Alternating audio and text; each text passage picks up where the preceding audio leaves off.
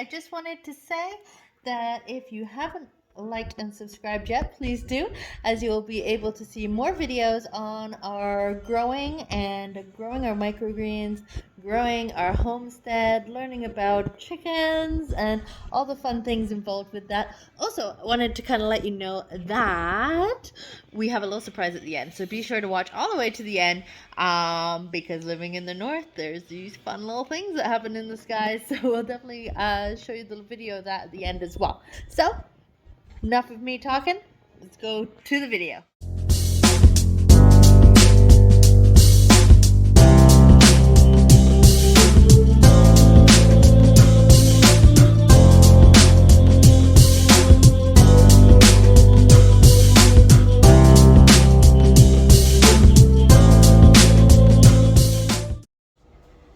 Hi, and welcome back to the Pike Homestead. So last time we talked about microgreens, we kind of talked about setting up these shelves with the lights and our fans and just getting that kind of set up and the equipment we used for that. So I kind of wanted to go through all the other equipment and the seeds we have because we're getting ready to plant them. It's taken us a little while, but we're finally getting around to it. So let's go through this. So we've got this. Looks like it just ran out of batteries because it was working like yesterday. This is what we use for our temperature control and humidity. So this kind of keeps track. So we like to kind of stay in the 50 to 70 mark, ideally, for growing microgreens for humidity. That way it just kind of gives a nice amount of moisture, but not too much that you get a lot of mold problems. Outside of that, the equipment that we use is we have gloves for when we're harvesting, and then we use these little garden spikes to also help when we're making the trays. We just kind of write what's in the trays when they're stacked, so kale or whatever, just so we know what's in that by a quick glance. We also use, obviously these are other gloves, so we use these mostly for when we're doing all the dirt and putting them in the trays. And then markers. So we would make certain trays for restaurants, certain trays for market, and then specific trays for our home delivery groups.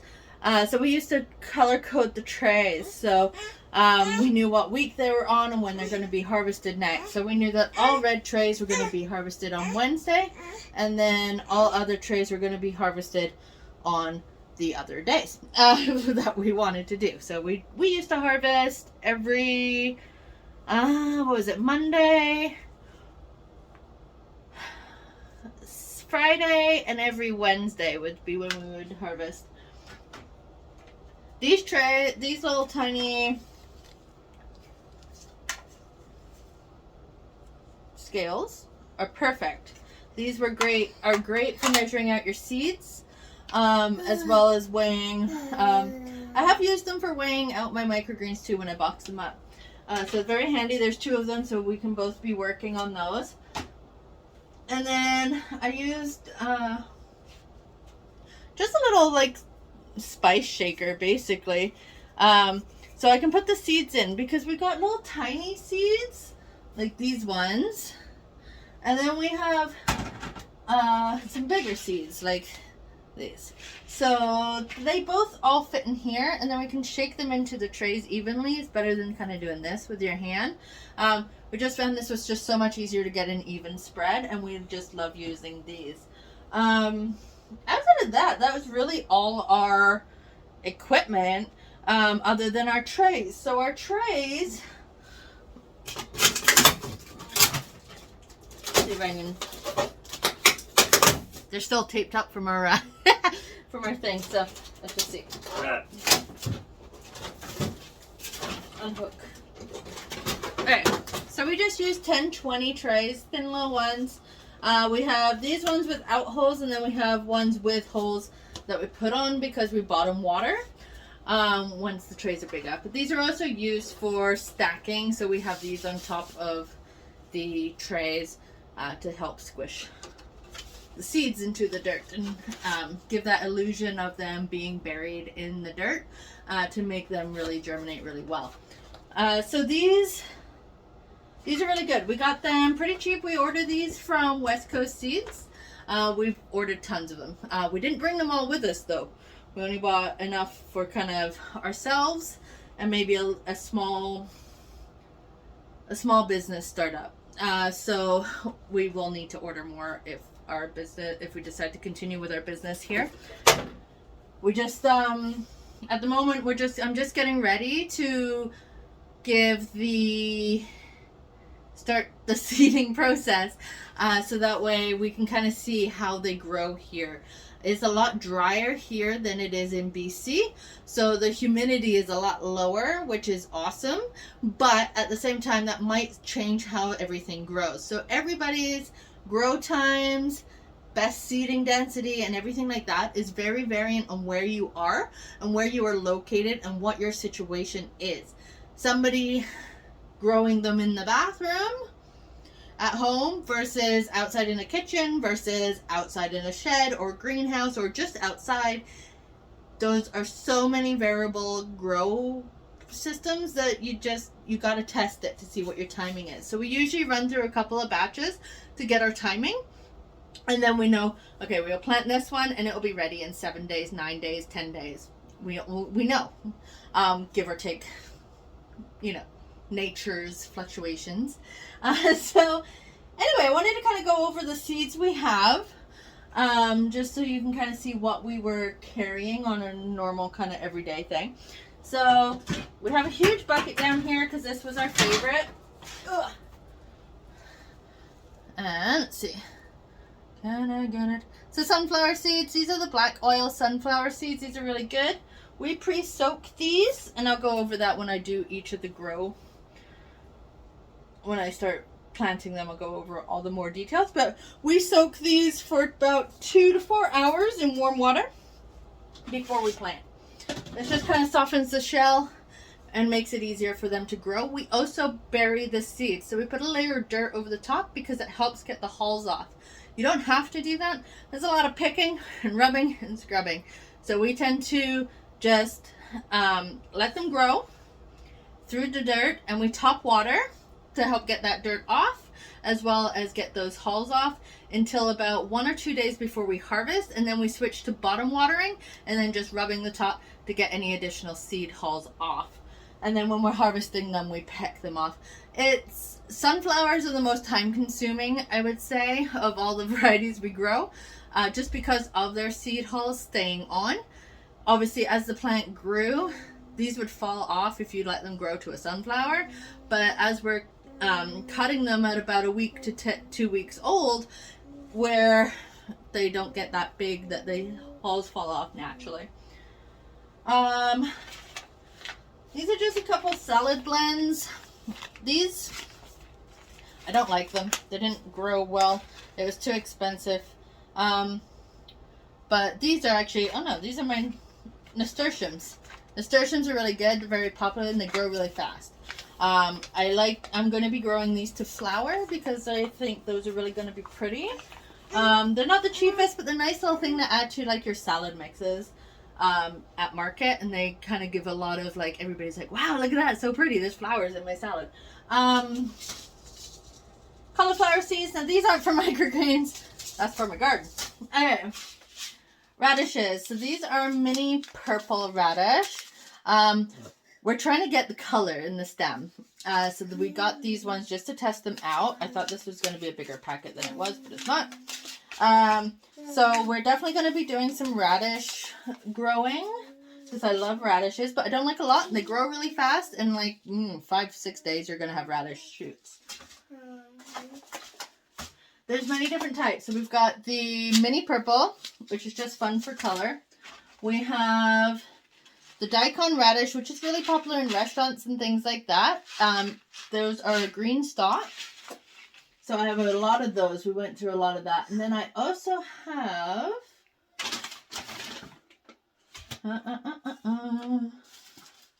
Where are you? Oh, radish. There we go. Easter egg radishes. So I thought this would be kind of fun to see if we could get multicolor stalks. You have to let them grow too far. They're not good for microgreens. They taste good at the microgreen level. You're just not going to get that color a lot of the time. Sometimes you do, sometimes you don't. But I'm going to mix those in with the radish. These, I find if you do a red radish and your daikon radish, you get a lot of... You get that nice little blend of color, and they sell very well that way. So those are our radish. Let me just move these out of the way so I know what I talked to you about. Okay. Next is our kale. Red Russian kale is nice. These I'm going to be growing to mini greens as well as full size, but I also really like the kale as microgreens. Great in the salad mix, great on their own. You can put them on absolutely anything. I got a lot of that seed. Here, these are our peas. These are our dwarf gray peas. These are really nice. Everybody tends to actually like these over the green peas because the tendrils on these ones when they grow are not so, there's not as many, but these ones sold really well. So these were the ones we were switching over to from the regular kind of just, I know I'm throwing them everywhere, green peas. Both are really good. We just prefer the dwarf gray over the regular green. Outside of that, I feel like I'm missing trays. Oh yes, they're in the boxes. Basil. These are really good as a microgreen. They take a long time to grow to a microgreen size where you're going to like them. Now for restaurant selling and things like that, people like to have them till the true leaves really start to come through, because then you get that nice kind of bigger true leaf and a nice little bit of color from the basil as well. Even if they're smaller, you do like them, but they do take a while. They take about 20 days. So you definitely want to time that in and factor that in as you go. But yeah, no, the basil is really good. I'm going to be growing some to full-size plant because I like basil with everything. But they're also really good as a microgreen. They are expensive though, so you got to make sure you're pricing them correctly for your customers. Cilantro, coriander seeds. So cilantro works really well. Again, you're going to grow those out. It's going to take you about 3 or 4 weeks to grow these because you want to get that true leaf, or maybe even 1 or 2 stems. So they like them kind of like a baby version of the full-size coriander plant, so, or cilantro. So you'll want to grow those out to about, they go about this high, and you'll have a couple of true leaves on there. The restaurants really like them at that kind of level. I am not a fan of cilantro at all. If it's mixed in with something, I'm fine, but on its own, tastes like soap to me. Can't eat it. This was a blend we were using from West Coast, the 2-week blend. It's a nice blend, but the thing is what they have mixed in there is just salad greens. But what they have mixed in there, because they have some radish in there as well, is they grow at different times and speeds. So though the mix is nice, because you can kind of grow it, harvest it, and you've got a nice blend, you haven't got to mix it yourself. You have the problem of some ready to be harvested and some not. So I was playing around with making my own kind of blend. So if you can find what grows at the same rate, you could mix those together in a tray and then harvest that, which will make your life so much easier if you don't want to have to blend them yourself. But I don't mind sticking them all in a bowl and kind of just mixing them up. It's kind of fun. Or you can lay them out really nice individually in a tray and then have your customer blend those out when they're there. What else we got? What's this? This is my lettuce, I believe. Yeah, so this is my salad bowl greens. So just lettuce seeds is really nice. It grew a very, very bright green leaf, which looked wonderful in the salad bowls that we were making. They're very delicate, they're very soft, very thin, but they're so bright. The green in them is like, like so bright. So I really like that. My plan with those is to grow them to baby salad leaves. So when their first couple of true leaves start to come through, that is when I'm hoping to be able to harvest those. Those will do better in deeper trays. So we did find when using our trays that if we filled the dirt to the top, our greens did a lot better. So it all kind of depends. I mean, people don't even use soil and they use water, but when we were using soil, we found our greens were stronger, thicker, and more lush in a deeper soil than they were in a thinner soil. So we kind of decided to say, whatever, we're going to eat that cost of that extra soil, because to us it was worth it for the quality. Again, we're going to have to play with it to see how they grow here. Let's see. Hold on a second while I grab my boxes down. Heave-ho. I don't know where to put them. There we go. Alright. So, the other seeds we have this is our red radish. There we go. So I was growing red radish and then daikon radish and then blending them, but they grow at the exact same rate. So you could blend the seeds yourself and then put them in a single tray. And then we have wasabi. So this was fun. It's spicy. It's a nice little green. And it has a nice little spice to it. So yeah, wasabi seeds. These are really good. They weren't as, I guess, exciting in our customers really didn't care. I was more excited about it than our customers were, but depends. I mean, if a lot of people like spicy things, wasabi's going to be popular. Restaurants like them, that's why we bought them. Broccoli. This is my favorite microgreen. Well, it's not my favorite microgreen. The second favorite. My favorite is sunflowers. So we have broccoli seeds. These are really good. Again, you can put them in here to shake them out. These grow really well. Take about a week. Very tasty. Great base in absolutely any mix that you do. And they sell very well on their own. Wheatgrass. I grow this for my bunnies mostly. As fodder, but I never had any customers interested in it. Like, they'd kind of buy it once maybe, or I'd mix it into like a smoothie mix blend that I would have. So my smoothie mix would be wheatgrass, broccoli, and sunflower. Well, my juicing blend, I guess. But yeah, I don't know. I always have mold issues with wheatgrass. I'm hoping here we won't have as much mold issues because it's not so wet here. But we'll see. See how it goes. Like, we had to have the wheatgrass right beside the fans.